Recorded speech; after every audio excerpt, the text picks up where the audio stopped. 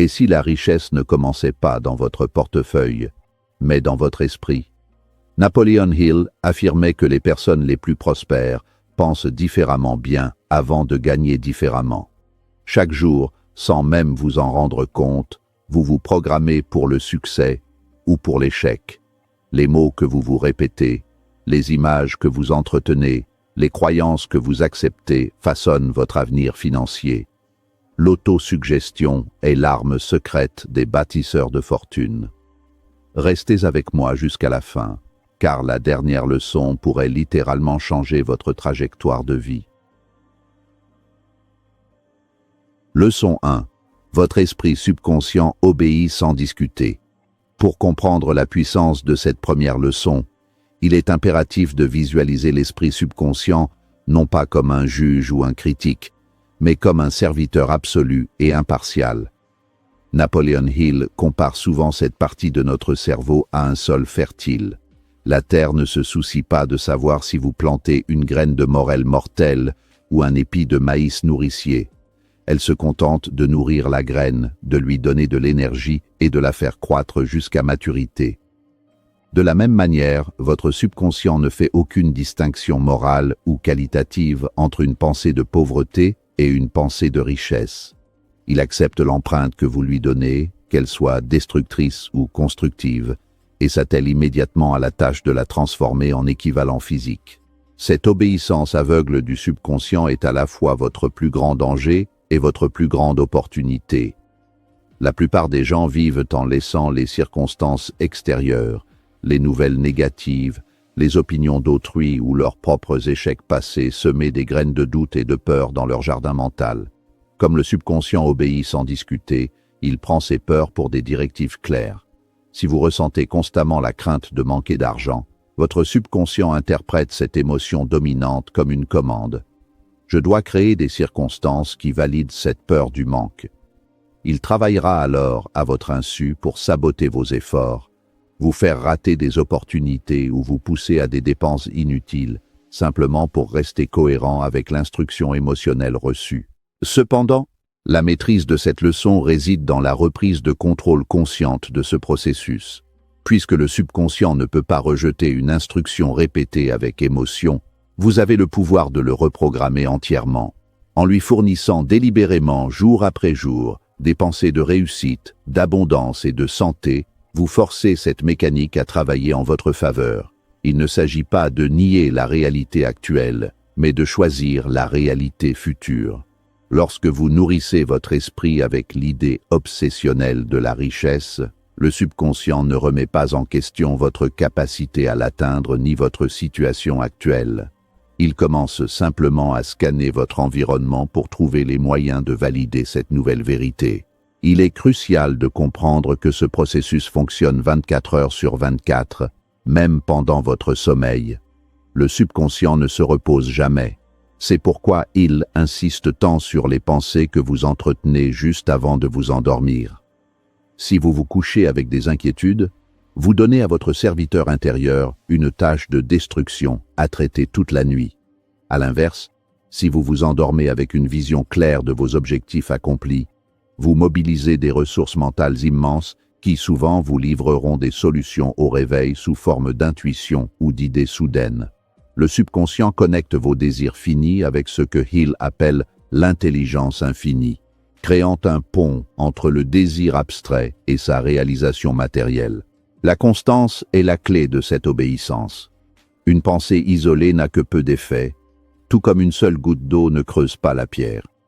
C'est le flux continu d'instructions positives qui finit par marquer le subconscient de manière indélébile. Au début, il peut y avoir un rejet, car les vieilles programmations, les mauvaises herbes, sont encore enracinées. Mais le subconscient finira toujours par céder à la pensée la plus forte et la plus fréquente. En refusant de laisser entrer des pensées contradictoires et en maintenant une discipline mentale stricte, vous transformez ce mécanisme d'obéissance en un moteur de réussite automatique. Finalement, cette leçon nous enseigne que nous sommes les maîtres de notre destin uniquement parce que nous avons le pouvoir de contrôler nos pensées. Le subconscient est le lien manquant entre l'esprit et la matière. Il prend l'impulsion électrique de la pensée et la transmute en réalité tangible. Comprendre qu'il obéit sans discuter vous libère du sentiment de victime. Si votre vie actuelle ne vous satisfait pas, c'est simplement parce que les ordres que vous avez envoyés, consciemment ou non, ont été exécutés à la lettre. Changez les ordres, maintenez la pression, et le serviteur exécutera le nouveau plan avec la même fidélité infaillible. Leçon 2. Les mots répétés deviennent des ordres. L'autosuggestion, telle que décrite par Napoleon Hill, est souvent mal comprise et reléguée au rang de simple pensée positive. Pourtant, il s'agit d'une technologie mentale précise, une discipline rigoureuse qui transforme des mots vagues en décrets impératifs. Dire une phrase une seule fois n'a aucun impact sur la neurochimie de votre cerveau. Cependant, la répétition d'une affirmation spécifique, formulée au présent et imprégnée de certitude, agit comme un marteau-piqueur brisant le béton des vieilles habitudes. Les mots que vous choisissez de répéter ne sont pas de simples descriptions de la réalité. Ils sont des outils de construction de votre avenir. Lorsque vous affirmez quotidiennement « je développe des sources de revenus croissantes », vous ne faites pas que parler. Vous envoyez une directive de navigation à votre système réticulé activateur. Au début, votre esprit rationnel, qui est logique et sceptique, rejettera probablement cette affirmation si votre compte en banque est vide. C'est normal. C'est ici que la discipline de la répétition entre en jeu. En continuant à répéter ces mots malgré les preuves contraires de la réalité actuelle, vous fatiguez la résistance de l'esprit conscient, le gardien de la porte, et permettez au message de s'infiltrer dans les profondeurs du subconscient, là où la résistance n'existe pas. Il est fondamental de comprendre que le cerveau cherche en permanence à réduire la dissonance cognitive. C'est l'inconfort ressenti lorsqu'il y a un décalage entre ce que vous croyez et ce que vous vivez. Si vous répétez inlassablement que vous êtes prospère, mais que votre réalité est la pauvreté, vous créez une tension artificielle. Pour résoudre cette tension, le cerveau a deux choix. Soit vous faire arrêter de répéter l'affirmation, l'échec, soit vous pousser à agir pour changer la réalité afin qu'elle s'aligne avec les mots répétés. C'est ainsi que les mots deviennent des ordres. Ils créent une pression psychologique interne qui force l'action et la prise de décision. Avec le temps, cette répétition modifie littéralement vos filtres de perception. Les mots que vous répétez deviennent votre nouvelle norme, votre nouveau standard. Si vous vous répétez que vous êtes un leader charismatique, vous commencerez inconsciemment à redresser votre posture, à parler avec plus d'assurance et à prendre des initiatives que vous auriez évitées auparavant.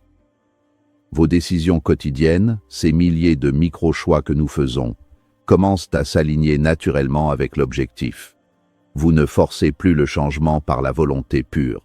Le changement devient une conséquence naturelle de votre nouveau programme interne. Il insiste sur la précision des mots. Des ordres flous donnent des résultats flous. Dire « je veux être riche » n'est pas un ordre, c'est une plainte ou un espoir vague. Un véritable ordre par autosuggestion doit contenir des paramètres définis. Un montant exact, une date limite, et surtout, ce que vous avez l'intention de donner en échange de cette richesse. Cette clarté transforme une simple phrase en un contrat contraignant avec vous-même. Le subconscient a besoin de coordonnées précises pour tracer la route. Plus vos mots sont spécifiques et répétés, plus l'ordre est prioritaire pour votre système nerveux. En définitive, considérer les mots comme des ordres nous responsabilise totalement vis-à-vis de notre langage intérieur. Nous passons nos journées à nous donner des ordres silencieux. Je suis fatigué, je n'y arriverai jamais, c'est trop dur pour moi. Ces répétitions sont aussi des autosuggestions, mais négatives. La leçon ici est de prendre le commandement de ce dialogue interne, en remplaçant délibérément le script par des affirmations de puissance, de capacité et de richesse, vous reprenez le gouvernail. Ce n'est pas de la magie, c'est de la programmation neurolinguistique avant la lettre. Vos mots sculptent votre cerveau, et votre cerveau sculpte votre réalité. Leçon 3. L'émotion est le carburant de la programmation. Si la répétition est le moteur de l'autosuggestion, l'émotion en est indéniablement le carburant. Napoleon Hill est catégorique sur ce point. Des mots prononcés froidement, sans implication affective, n'ont absolument aucun effet sur le subconscient. Vous pouvez répéter une affirmation 1 million de fois. Si elle est dite de manière mécanique et vide, elle rebondira sur votre esprit sans jamais y pénétrer. Le subconscient est une entité primitive et sensible qui réagit aux vibrations émotionnelles, pas à la logique intellectuelle pure. C'est l'émotion qui donne vie à la pensée et lui permet de s'imprimer dans la matière grise. Imaginez la différence entre dire « il y a le feu » sur un ton monotone et hurler « il y a le feu » avec une terreur viscérale.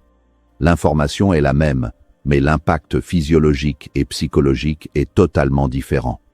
L'émotion déclenche une cascade chimique dans le corps et grave l'information dans la mémoire à long terme. Pour programmer la richesse ou le succès, vous devez apprendre à générer artificiellement l'émotion de la réussite avant que l'événement ne se produise. C'est ce que Hill appelle la foi appliquée. Il ne s'agit pas seulement d'espérer, mais de ressentir la gratitude, la joie et l'excitation de la possession de l'objet désiré, ici et maintenant. C'est souvent l'étape la plus difficile pour les débutants, car on nous a appris à ne réagir émotionnellement qu'à ce que nos sens perçoivent. Si je vois de l'argent, je suis content. Si je vois des factures, je suis anxieux. La leçon de Hill exige d'inverser ce processus. Être content et reconnaissant intérieurement pour provoquer l'apparition de l'argent. L'émotion agit comme un aimant. La peur, qui est une émotion très forte, attire rapidement ce que l'on redoute. De la même manière, un désir brûlant, vibrant d'enthousiasme et de certitude, accélère considérablement le passage de l'idée immatérielle à sa réalité physique. Hill identifie plusieurs émotions majeures positives, dont la foi, l'amour, l'enthousiasme et le désir sexuel, transmutés, qui sont les plus puissants catalyseurs pour l'autosuggestion. Lorsque vous mélangez une pensée de but avec une de ces émotions, vous changez la fréquence vibratoire de votre esprit. Cette fusion crée ce qu'il appelle une pensée magnétisée. Contrairement à une pensée ordinaire qui se dissipe rapidement, une pensée magnétisée par l'émotion possède une force d'attraction et de persistance. Elle devient une entité vivante dans votre esprit, exigeant d'être réalisée. La pratique concrète consiste à utiliser votre imagination pour stimuler ces émotions. Lorsque vous lisez votre énoncé de désir, fermez les yeux et visualisez-vous déjà en possession du bien. Voyez-vous toucher l'argent, sentez les odeurs de votre nouvel environnement, ressentez la fierté d'avoir réussi. Au début, vous devrez peut-être faire semblant de ressentir cette émotion. C'est un jeu d'acteur interne, mais à force de pratique, l'émotion deviendra de plus en plus naturelle et spontanée. Le subconscient ne fait pas la différence entre une émotion déclenchée par une expérience réelle et une émotion fabriquée par une visualisation intense. En résumé, l'émotion est le langage que le subconscient comprend le mieux. Sans elle, vos affirmations sont comme un véhicule sans essence, belles à regarder, mais immobiles. En apprenant à injecter de la passion, de la foi et de l'enthousiasme dans vos rituels d'autosuggestion, vous transformez de simples mots en force dynamique. Vous ne faites pas que penser à la richesse, vous vibrez la richesse. Et selon les lois de l'esprit que Hill a étudiées, ce qui est ressenti profondément à l'intérieur finit inévitablement par se manifester à l'extérieur. Leçon 4. La répétition crée l'identité. Au-delà de l'acquisition de biens matériels, le but ultime de l'autosuggestion est une transformation fondamentale de l'identité. Ce que vous répétez chaque jour ne fait pas qu'attirer des choses vers vous, cela change qui vous êtes. Napoleon Hill a compris bien avant la psychologie moderne que nous agissons toujours en cohérence avec l'image que nous avons de nous-mêmes. Si vous vous voyez comme quelqu'un de malchanceux, d'indiscipliné ou de timide, aucune stratégie commerciale ne fonctionnera, car votre identité interne sabotera vos efforts pour rester fidèle à ce schéma. La répétition est l'outil qui permet de réécrire ce script identitaire. La construction de l'identité par la répétition fonctionne par le principe de l'imprégnation. Au début d'un processus de changement, il y a un conflit entre l'ancienne identité le moi actuel, et la nouvelle affirmation, le moi désiré. Vous dites « Je suis un leader puissant », mais votre petite voix intérieure rit et dit « Non, tu ne l'es pas ».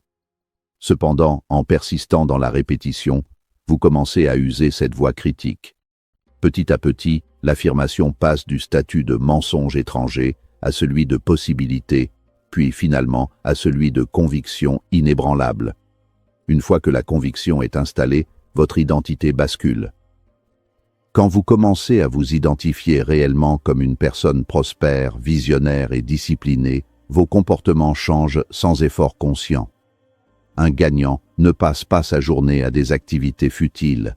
Par conséquent, si votre identité est celle d'un gagnant, vous abandonnerez naturellement les habitudes qui ne correspondent pas à cette image. La richesse arrive plus vite quand l'identité intérieure est déjà celle d'un riche, car vous cessez de repousser le succès par sentiment d'indignité. Vous commencez à habiter le rôle avant même d'avoir reçu le salaire, et c'est cette posture qui attire les opportunités. Ce processus de création d'identité est aussi un bouclier contre l'adversité. Une personne qui a ancré en elle l'identité de la résilience ne voit pas l'échec comme une fin, mais comme une simple anomalie temporaire. Elle se dit « Cela ne me ressemble pas d'échouer. Je vais donc corriger cela. » L'identité agit comme un thermostat interne. Si vos résultats tombent en dessous de votre standard identitaire, vous vous activez automatiquement pour remonter le niveau. Si vous n'avez pas utilisé la répétition pour fixer ce thermostat sur « richesse », vous vous contenterez de la médiocrité car elle correspondra à votre zone de confort identitaire. Il nous enseigne que nous sommes les scénaristes de notre propre personnage. Trop de gens laissent leur environnement, leurs parents ou leur traumatisme passé définir leur identité. L'autosuggestion est l'outil de la réécriture. En répétant « je suis », vous revendiquez le pouvoir de définition. Vous pouvez littéralement construire une nouvelle personnalité, brique par brique, phrase par phrase. Cela demande du temps et une persévérance obstinée, mais le résultat est une refonte complète de votre système d'exploitation mentale. Finalement, la leçon est que l'avoir suit l'être. La plupart des gens essaient d'avoir plus pour être heureux ou confiants. Hill inverse l'équation. Soyez d'abord confiant et prospère dans votre identité intérieure grâce à la répétition, et l'avoir suivra inéluctablement. Lorsque votre identité change, votre aura change, votre façon de serrer la main change, votre tolérance au risque change. Vous devenez le type de personne pour qui la réussite est une conséquence logique et non un accident chanceux. Leçon 5. L'autosuggestion guide l'action intelligente. Une idée fausse courante à propos de l'autosuggestion est qu'elle remplace le travail. Les critiques imaginent qu'il suffit de s'asseoir dans un fauteuil, de répéter des mantras et d'attendre que des sacs d'or tombent du plafond. Napoleon Hill n'a jamais enseigné cela. Au contraire, il explique que l'autosuggestion est le précurseur de l'action. L'objectif n'est pas de rêver, mais de conditionner l'esprit pour qu'il guide le corps vers une action intelligente, inspirée et efficace. L'autosuggestion affine votre perception et active ce que les scientifiques appellent aujourd'hui le système d'activation réticulaire, SAR. Lorsque votre subconscient est saturé d'un objectif précis, il agit comme un filtre hypersensible. Soudain, vous commencez à remarquer des choses que vous ignoriez totalement auparavant. Une conversation entendue dans un café, un article de journal, une offre d'emploi, une nouvelle tendance de marché. Ces éléments auraient été du bruit de fond pour un esprit non préparé, mais pour un esprit programmé par l'autosuggestion, ils apparaissent comme des signaux lumineux, des opportunités évidentes. Vous voyez des portes là où les autres voient des murs. C'est ainsi que la richesse arrive plus tôt. Non par magie, mais parce que vous ne ratez plus les occasions qui passent à votre portée. L'autosuggestion génère également ce que Hill appelle des hunchs, ou des intuitions soudaines. Ce sont des plans d'action que le subconscient livre à la conscience. L'action intelligente consiste à agir immédiatement sur ces intuitions. Souvent, ces idées ne semblent pas logiques sur le moment, ou elles exigent de sortir de sa zone de confort. L'autosuggestion prépare le courage nécessaire pour exécuter ses idées. Elle réduit le délai entre l'idée et l'exécution. Au lieu de procrastiner et d'analyser indéfiniment, la personne programmée pour le succès ressent une impulsion irrésistible d'agir. De plus, l'autosuggestion aligne vos décisions. La réussite est la somme de milliers de bonnes décisions. Lorsque votre esprit est imprégné de votre but majeur, vous développez un instinct pour ce qui vous rapproche ou vous éloigne de ce but. Vous dites non plus facilement aux distractions. Vous choisissez mieux vos collaborateurs. Vous gérez votre temps avec une précision accrue. Cette action intelligente est bien plus puissante que le simple travail acharné.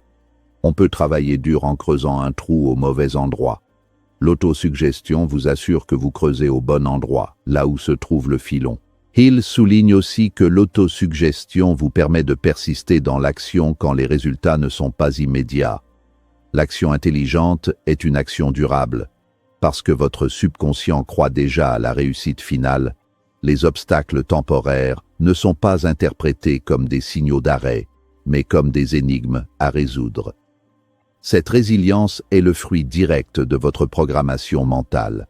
Vous continuez à agir intelligemment là où d'autres, sans cette programmation intérieure, auraient abandonné par découragement. En conclusion, l'autosuggestion est le système de guidage de votre missile vers la cible. Le carburant est l'émotion, le moteur est l'action, mais l'autosuggestion est le logiciel qui calcule la trajectoire et corrige le cap en temps réel. Elle transforme l'action brute en action inspirée. Elle élimine la friction interne, la peur et l'hésitation, permettant une fluidité d'exécution qui ressemble souvent à de la chance pour les observateurs extérieurs, mais qui est en réalité le résultat d'une parfaite synchronisation entre l'esprit conscient, le subconscient et l'action physique. Napoleon Hill nous rappelle une vérité puissante. Vous ne devenez pas riche par hasard, mais par programmation. Chaque pensée répétée est une graine plantée dans votre futur. Alors, choisissez consciemment ce que vous vous dites dès aujourd'hui. Si ce message vous a inspiré, appliquez une seule autosuggestion dès ce soir et observez comment votre réalité commence à changer. La richesse commence toujours par une décision intérieure.